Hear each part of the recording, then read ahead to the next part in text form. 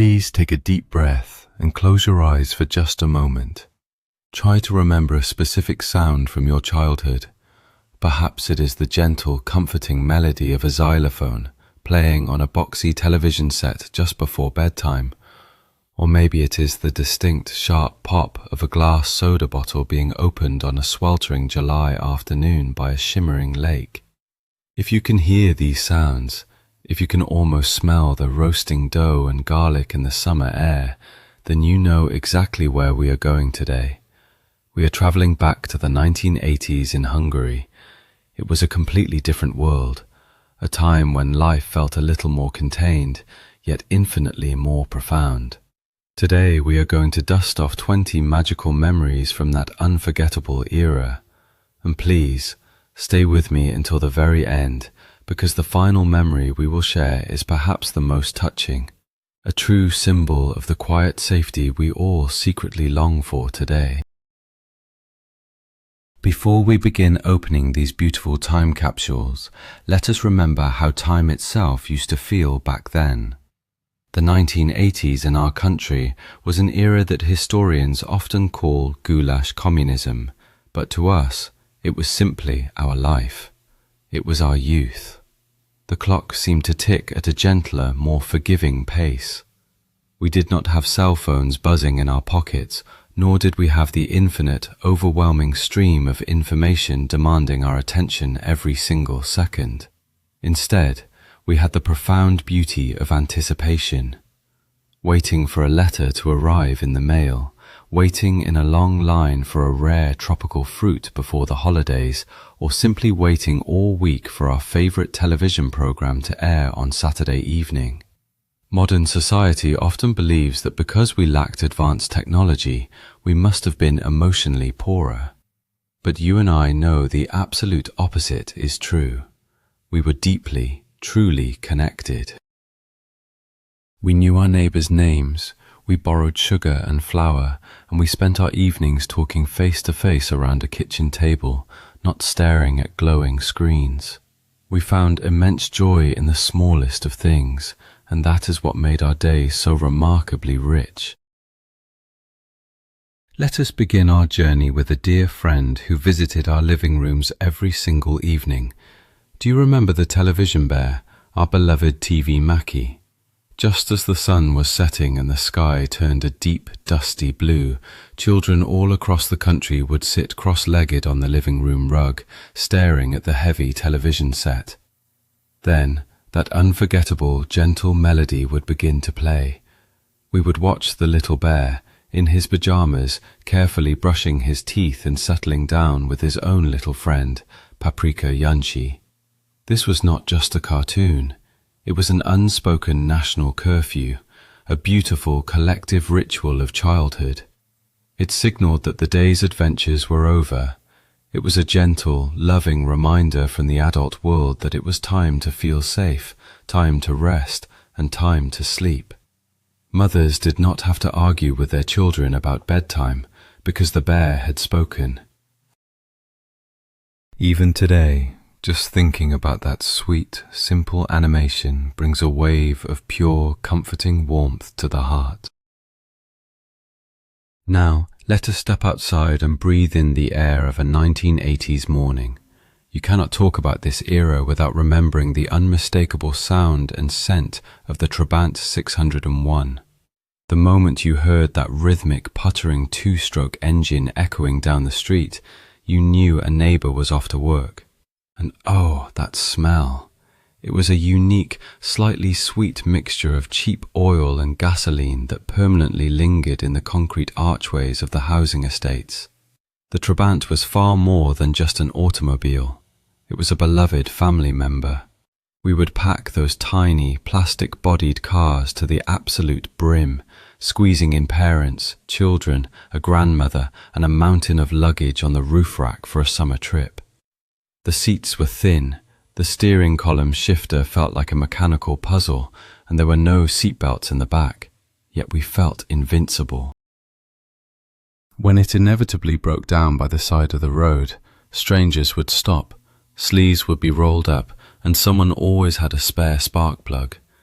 It taught us patience, and it taught us how to help one another. Speaking of sweet memories, let us walk into a small corner grocery store and look in the refrigerated section. There, wrapped in that iconic white foil with the bright red polka dots, sat the undisputed king of Hungarian treats, the Turo Rudi. Can you remember the exact sensation of peeling back that thin foil? The satisfying crack of the dark chocolate coating as you took your first bite, followed immediately by the cool, slightly tart, sweet cottage cheese inside. It was a flavor combination that seems strange to foreigners, but to us, it was absolute perfection. A Turo Rudi was the ultimate reward. It was what your grandmother bought you when you got a good grade in school, or the treat you eagerly anticipated after a long afternoon of playing football in the dusty courtyard. It was not a luxury chocolate imported from the West. It was our own, simple, perfect creation. Even as the decades have passed and the packaging has changed, the memory of that original, perfect bite remains etched in our minds. And what did we drink on those incredibly hot summer days? Long before the global cola brands dominated every shelf, our throats were cooled by the sparkling magic of Traubisoda. Let us remember the heavy textured glass bottles with their green and yellow labels. Taking the metal cap off required a sturdy bottle opener and a bit of effort, but the reward was a highly carbonated, wildly refreshing grape-flavored soda that tasted like pure summer. Produced near the shores of Lake Balaton, it was the drink of our holidays. You would sit at a plastic table under a striped umbrella, your hands slightly sticky from the sweet liquid, listening to the cicadas singing in the trees. Or perhaps you preferred the deep red sour cherry flavor of Megimaka, another absolute classic. We did not need dozens of choices in the beverage aisle. These familiar, beloved flavors were more than enough to quench our thirst and bring a massive, sticky smile to our faces after a long day of swimming. Let us take a ride through the bustling streets of Budapest or any major town on the legendary Icarus buses. These dark blue giants were the beating heart of public transportation. Close your eyes and recall the deep, vibrating rumble of the diesel engine and the thick puff of blue smoke it would leave behind as it pulled away from the bus stop. The most exciting place to stand, especially for a brave child, was right in the middle, in the accordion-like articulated joint. As the bus turned a sharp corner, you would feel the floor shift and twist beneath your feet like a mechanical dragon. And we must not forget the little black mechanical ticket punches attached to the metal poles. You had to slide your small paper ticket into the slot and pull the black lever down with a firm, satisfying clack to punch a pattern of tiny holes. The smell of the rubber floor, the worn leather seats, and the low hum of the engine created a sensory experience that every single one of us deeply remembers. When summer arrived, the school doors closed, and for many of us, it was time to pack our bags for the pioneer camps, especially the massive legendary camp at Zanka by the lake. Do you remember carefully ironing your bright red necktie? The days at camp were strictly structured, but filled with an incredible sense of freedom. We remember the sharp sound of the bugle waking us up at dawn, the morning exercises in the dewy grass, and standing in long lines in the massive cafeteria holding our divided aluminium trays.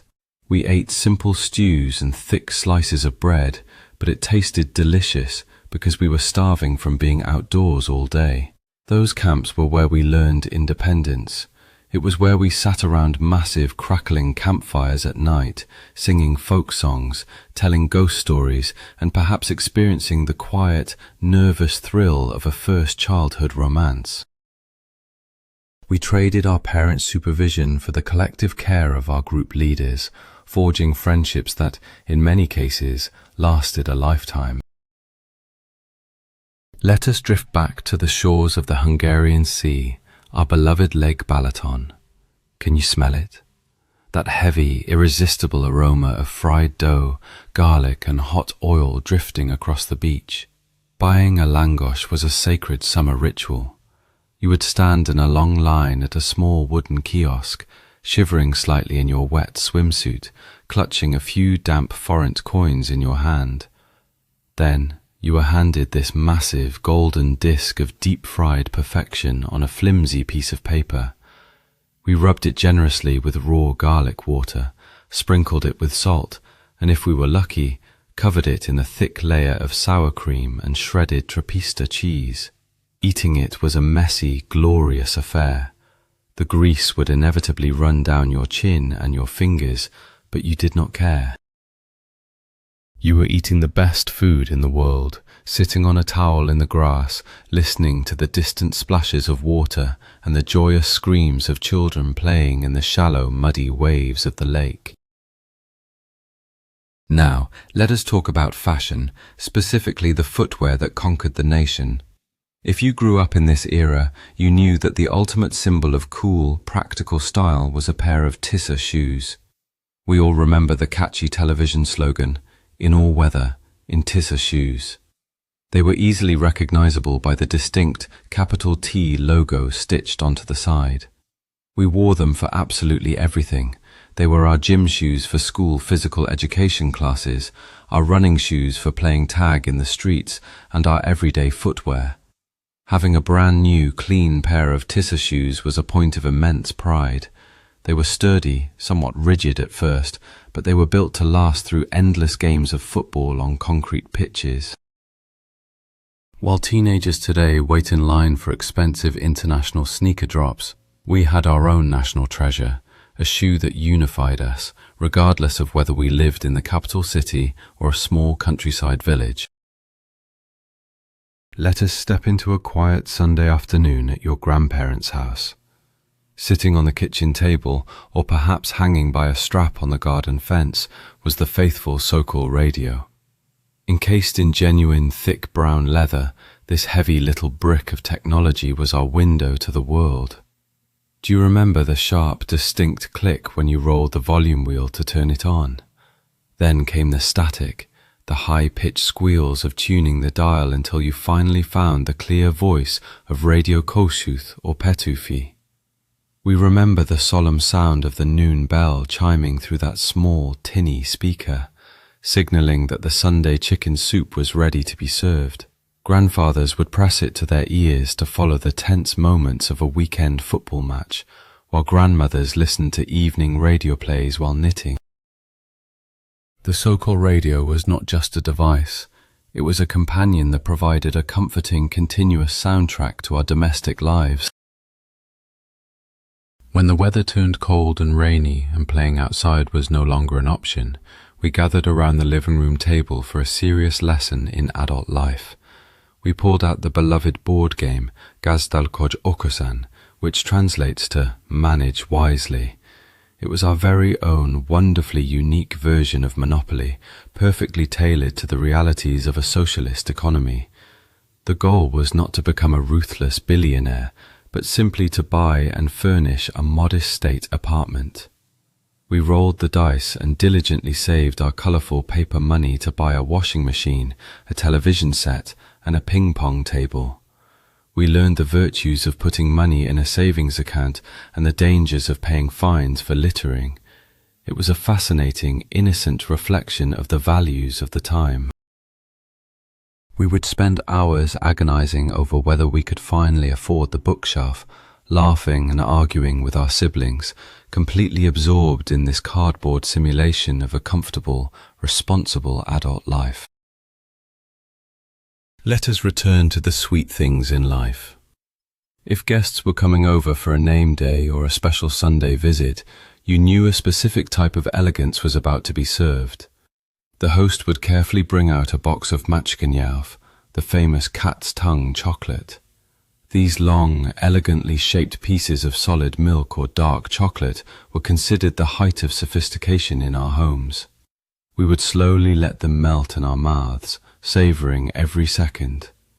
But for everyday treats, we looked to the checkout counter at the grocery store.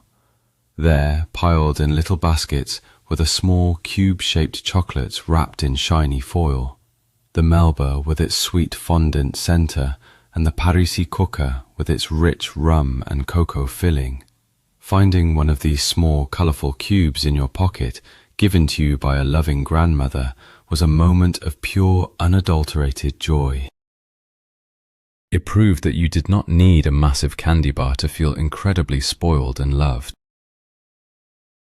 We must also dedicate a moment to the brilliant, hilarious television families that kept us glued to our screens. Think of the Mezga family. We all knew a father like Geza, constantly bumbling into trouble, a strict but loving mother like Paula, and a genius, misunderstood son like Aladar. Gathering around the heavy, wooden Videoton television set to watch these animated adventures was a highlight of the week. The humour was brilliant because it perfectly captured the absurdities, the quirks, and the genuine love within a typical Hungarian household. We laughed at their cramped apartment, their nosy neighbour Marish, and their futuristic mishaps, because in a way, we were laughing at ourselves. These cartoons were crafted with such incredible wit, such memorable voice acting, and such a distinct cultural flavour that their catchphrases are still deeply embedded in our everyday vocabulary today. Not all our culinary memories involve sweets. Some of the most profound ones are beautifully savoury and incredibly humble. Let us talk about the ultimate comfort food, the hero of every school trip and May 1st parade, the gyros kenyér. When you were hungry and there was little money to spare, a thick, hearty slice of fresh white bread, spread with rich pork lard, was a feast. We would dust it heavily with brilliant red, sweet Hungarian paprika and top it with thin, crisp slices of sharp red onion. It was the food we ate while hiking in the woods, the snack handed out at community gatherings, and the quick dinner prepared when the pantry was running low.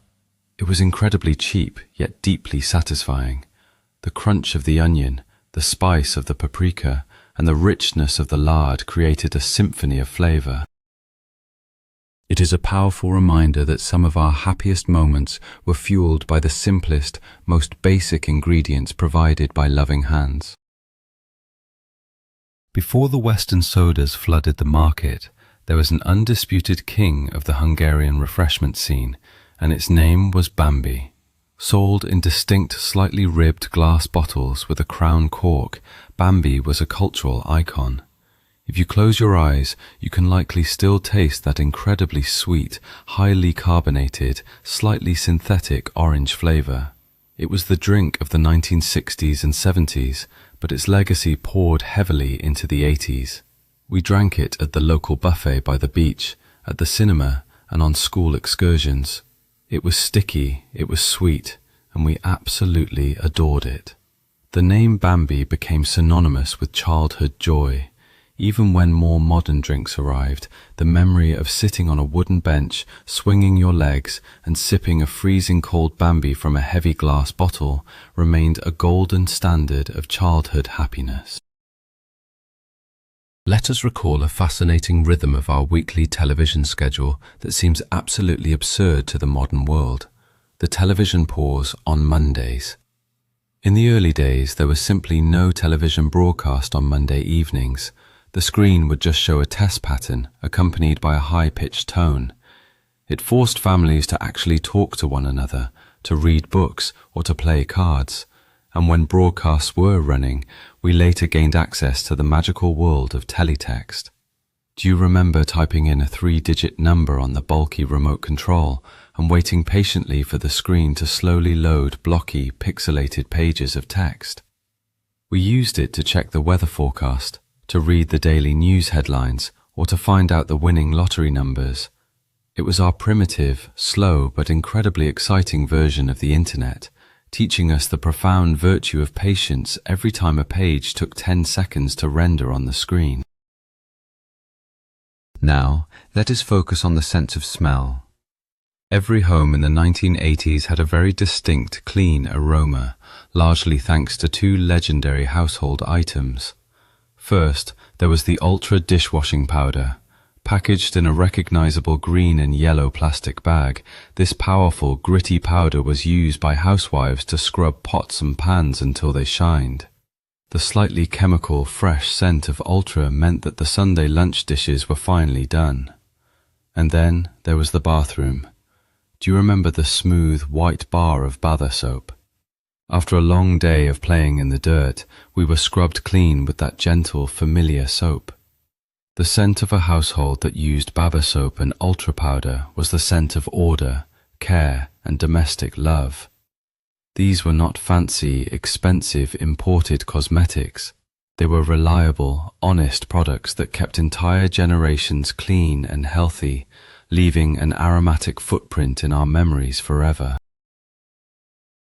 For many young girls in this era, one of the most cherished and quiet hobbies was collecting paper napkins known as shalveta. We would have large, heavy albums or shoe boxes filled with these delicate treasures. We collected them from weddings, from fancy restaurants our parents occasionally visited, or simply bought colourful packs from the stationery store. There were napkins with beautiful floral prints, napkins featuring beloved cartoon characters, and rare imported napkins that were treated like gold. During recess at school, girls would sit together, carefully opening their albums to trade.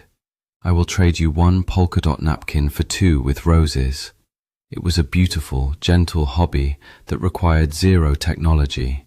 It taught children the value of careful preservation, the art of negotiation, and the simple joy of admiring beautiful everyday objects. Turning the pages of those crinkly, colourful albums was a quiet meditation. Do you remember the excitement of lacing up your sturdy boots for a school trip to conquer a section of the Kektura, the famous National Blue Trail? Hiking was incredibly popular, a cheap and healthy way for families and schools to spend the weekend. We remember carrying small aluminium thermoses filled with incredibly sweet, lukewarm lemon tea. We would march through the beautiful forests of the Bakuni or the Matra mountains, breathing in the crisp, pine-scented air. The greatest prize of the day was not just reaching the destination, but the ritual of stamping our little blue trail booklets. Arriving at a wooden checkpoint box, pulling out the ink pad and pressing the unique rubber stamp into the paper gave us an immense sense of pride and accomplishment. It connected us to nature and to the vast, beautiful landscape of our country, teaching us that the best adventures were the ones we walked with our own 2 feet. Let us reach into our pockets and feel the heavy, comforting weight of the old coins. We are talking about the aluminium forints and filiers. Do you remember the incredibly light, almost weightless 2 filia coin with the hole right in the middle? Or the large, beautifully designed 10 forint coin? Back then, physical money had a real, tangible presence in our daily lives. We remember going to the local kiosk and buying a scoop of vanilla ice cream for just a few forints. We remember saving those heavy, clinking coins in a ceramic piggy bank for months, just to buy a new toy or a book. There was a unique, tactile joy in counting out exact change to the bus driver or the cashier. It felt like money was something solid, something earned through hard work. The sound of a pocketful of aluminium coins jingling as you ran down the street is a uniquely nostalgic, acoustic memory of our youth. Finally, let us walk through the swinging doors of the local Kurzet, the neighborhood grocery store, and experience a ritual that defined our daily lives. The very first thing that hit you upon entering was not the sight of the aisles, but the overwhelming, heavenly aroma of roasted coffee beans. Right by the entrance stood the large, red industrial coffee grinder. People would pour their bags of whole beans into the top, flip the switch, and the machine would roar to life, vibrating violently as it ground the coffee. The smell filled the entire store. We remember the cashiers, wearing blue or white smocks, sitting behind large, heavy mechanical cash registers. Sometimes, they even used a wooden abacus to quickly calculate a total. The Kurzet was not just a place to buy bread and milk, it was the social hub of the neighborhood. It was where gossip was exchanged, where the cashier knew your mother by name, and where you learned that community was built in the small, daily interactions of everyday life. As we look back at the Trabants, the heavy aluminium coins, and the sweet taste of a cold Traubisoda, we must realize a beautiful truth. We do not just miss these physical objects. What we truly miss is who we were when we held them. We miss the boundless energy of our youth, the comforting presence of our parents and grandparents, and that deep, reassuring feeling that the world was moving at a pace we could actually understand. We miss a time when we had far less in our pockets, but felt we had so much more time in our hands. If this journey brought a tear to your eye or a warm smile to your face, please gently press the like button and subscribe to our channel so we can continue to preserve these beautiful stories together. Now I turn to you, my dear friend.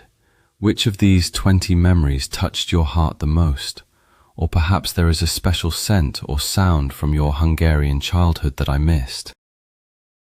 Please leave a comment below and share your personal story with us. Let us keep the warmth of the 1980s alive together.